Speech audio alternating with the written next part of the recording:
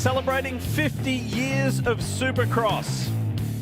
That's what this year is all about as we welcome you to the SMX Insider Post-Race Show, Round 1 of the 2024 Monster Energy AMA Supercross Championship here in Anaheim. Of course, for the legendary A1, it is done. Hi folks, Lee Diffie along with Hall of Famer James Stewart. What a night we had. A1 is always special. It's special every year. It's been special for so many years. Tonight, what got your attention?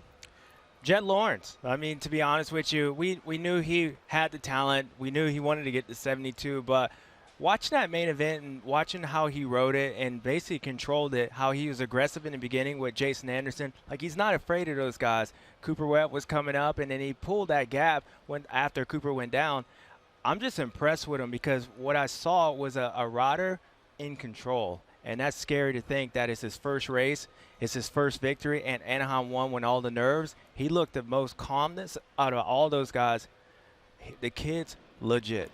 James has said many times when he came into the Premier class in 2005, he wanted to do what happened tonight with Jett Lawrence. He wanted to take on the big guys and get it done. So why don't we get straight to the highlights and have a look at how it all went down.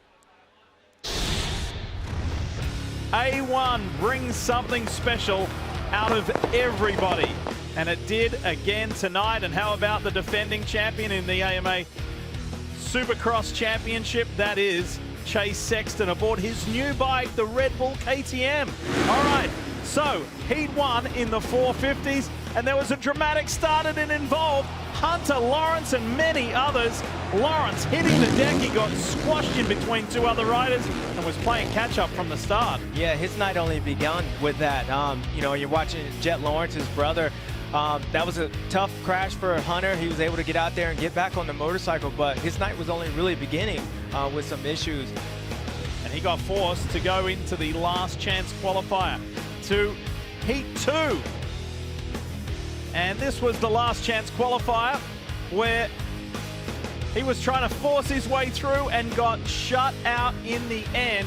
And that was a tough way to start. Yeah, we just saw him with the highlight, and his night ended. As you could tell, he was really frustrated trying to make a pass in there. But yeah, it was on for his brother to see what he can do. Main event time. And Jett Lawrence went to the front.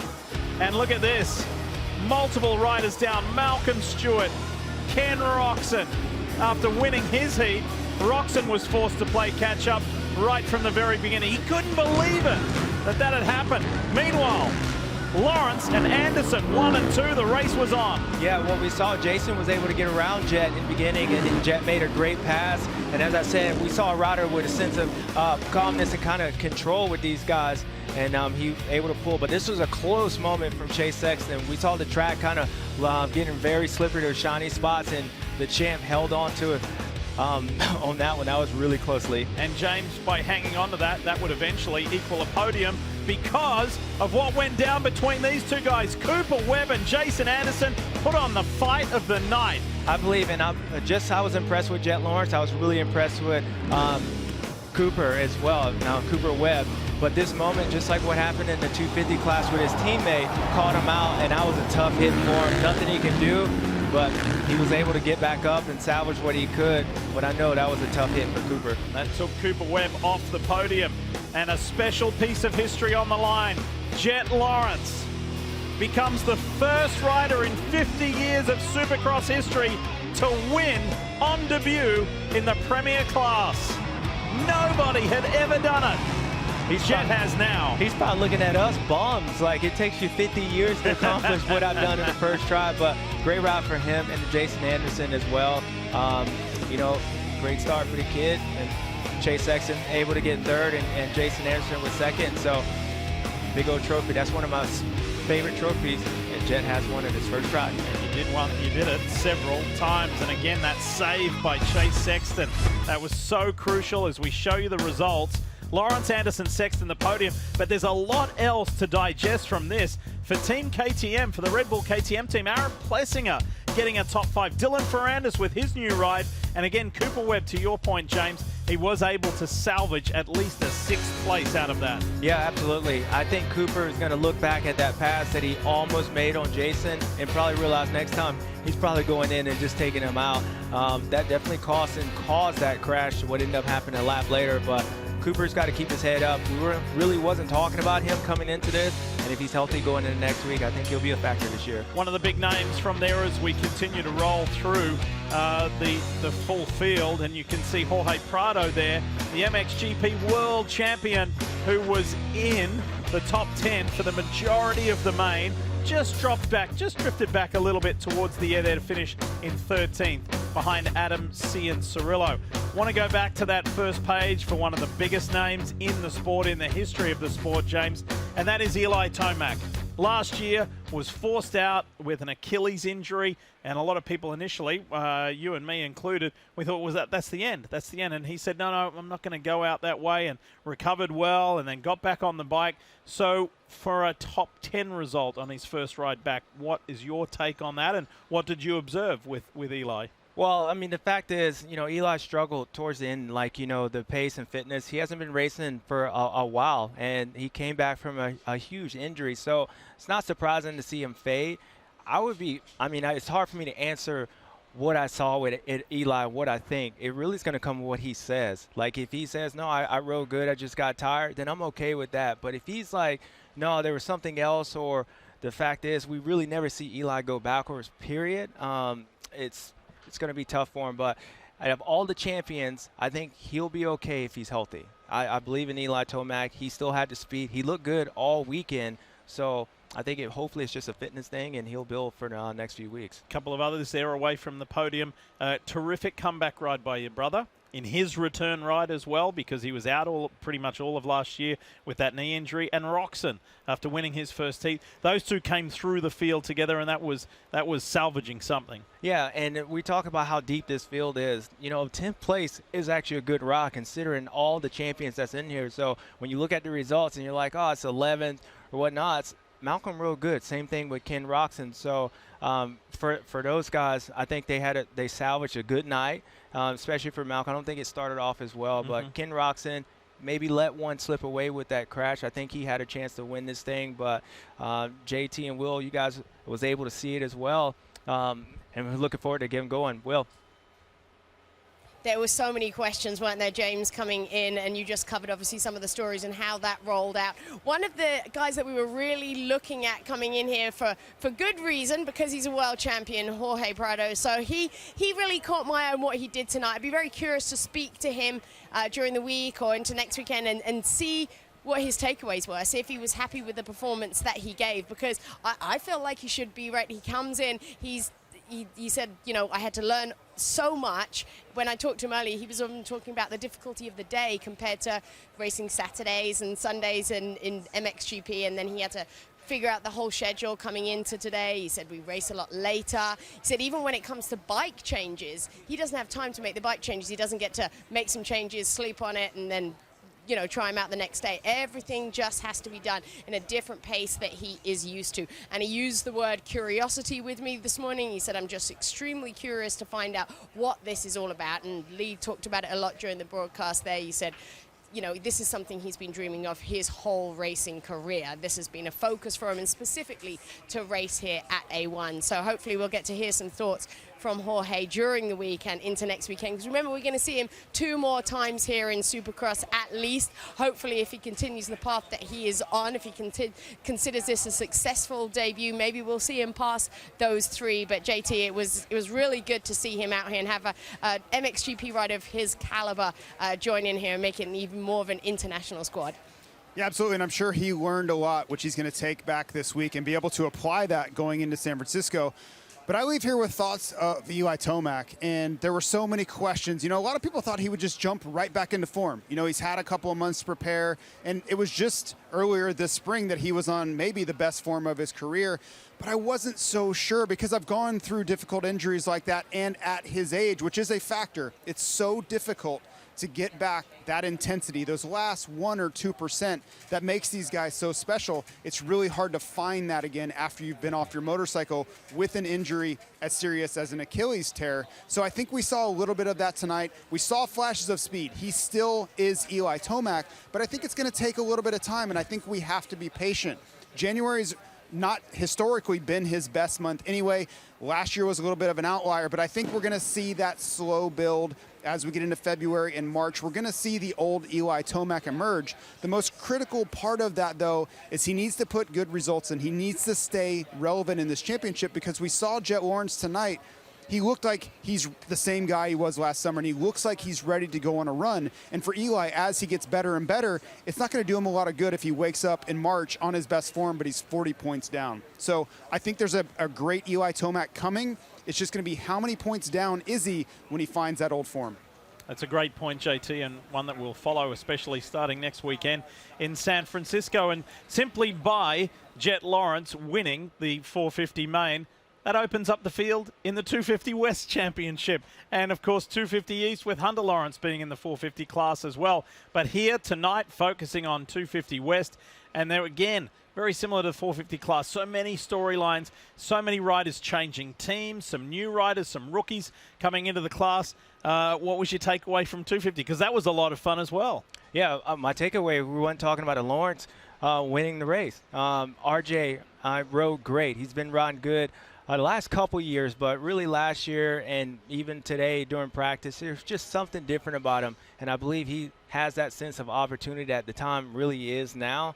He just looked like the guy that just believed he was better than everybody else. He made passes. He was great in the whoops. And the difference between what I saw with RJ this year and last year is that he knows that he's number one, and that's kind of how he walks around, and that's how he rode that main event.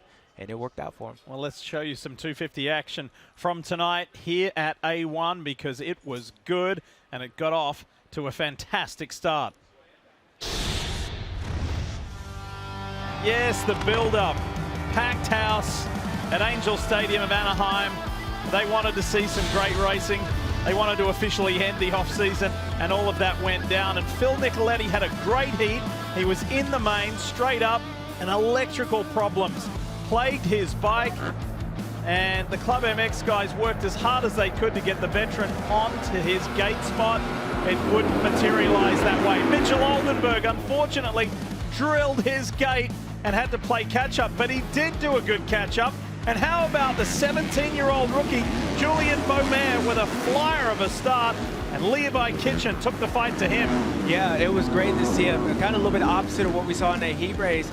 Little nerves, but he came out to play. And I think for the rookie, Julian, like, this is something, the fitness is going to come. He'll get there. And as I was saying earlier with RJ, feeling like he is the guy, he made a pass like he was that. But back to Julian, I think he had a great ride to be able to finish this thing off, but the battle was on for second, third, fourth, and fifth. These guys were all over playing musical chairs, and it was George Smith, the one that made his way up into that second position. Tell you what, if Jordan Smith can keep it all together this year, the speed that he displayed here at Anaheim, this is a really promising start. And maybe it may be a Jordan Smith RJ Hampshire championship fight, but don't discount these guys, because the Pro Circuit Kawasaki men, they did well, but Nate Thrasher crashed, as James said, in very similar fashion to what happened to Cooper Webb in the 450 main. Yeah, that was a tough hit for him. And now the battle was on, and we're seeing Max Bolin make his way up against Juju here, and you can tell this is one of those rookie mistakes coming in, and he got a little nervous. And then the battle was on between teammates. Levi Kitchen, he was up front, then things started going a little sideways, but he was able to recover and then stay up in that third place position. Kitchen would say after the race that the nerves kind of got the better of him a little bit until he had to settle in. RJ Hampshire, look at that, had never won A1, and look how much it means. The 250 veteran finally has an A1 win, and you know the reason why we make such a big deal of it? Just have a look at the athletes. Have a look at how much it means to the riders themselves. And a podium, Husqvarna, Yamaha, Kawasaki, for a Hampshire, Smith, Kitchen podium. Outside of them, Joe Shimoda got off to an awkward start, but had a heck of a comeback for fourth. Yeah, and it sounds like that's a broken record because we've been talking about that for years. Only if he could get a good start and run up front, he could win these. And we saw that happen through the last year at the end of the playoffs. He got on a roll, but yeah, tough night for him, but he was able to come back up. Anthony Bourdon, the French rider, finishing just outside the top 10. And there was a lot to unpack with this night as well, and you've got to feel sorry again for Phil Nicoletti with that hiccup, that electrical hiccup on his bike, preventing him from getting in the main. But I think you could break down a number of different storylines there that are going to unfold over the course of the season. Great teammate battle within Pro Circuit Kawasaki there between Volan and Kitchen. You got the feeling that's going to go on. Poor Nate Thrasher went down. He and Jordan Smith had great speed right from the outset. So is it going to be a RJ Hampshire out in front and everybody else following? Or is some of those guys going to be able to take the fight to Hampshire? That's the story I'm looking for to going to San Francisco. Yeah, and truthfully, that is the story. I mean, one thing with RJ, he's always had speed. Now he is the guy. So there comes with, not if you're the guy, there's a different pressure that's going to come on RJ's shoulders. So if he can handle that, then I think he has a great chance at winning. So for him, he was able to do what we had kind of expected him to do in himself. But by no means, we've seen him make mistakes in the past when he's out front or whatnot. This field is wide open. So all the guys, I believe they won, maybe outside of Joe Shimoda because there was really nothing changed about him. Bad start coming up. But overall, this West class is going to be wide open. It's going to be some great racing. You were a teenage sensation. You handled the pressure well. I thought Julian Beaumer handled the pressure very well tonight. So we'll see what next week in San Francisco looks like. And again, we turn to JT and Will Christian for their breakdown, their thoughts on the first 250 main of the year in the West Regional Championship. Well, Jordan Smith, that was a great night. Solid, win your heat race, really great main event. It's kind of back to form, right? It's been a minute since we've seen you really at your best again, back into championship contention. I know we talked earlier about just kind of being healthy again. Can you talk about the offseason and training with Star? There's a lot of fast guys there. Do you think that's like kind of led to everybody being on such a good form, is just having that atmosphere of everybody? Because it seems like to me that it's like a race every single day at the practice track.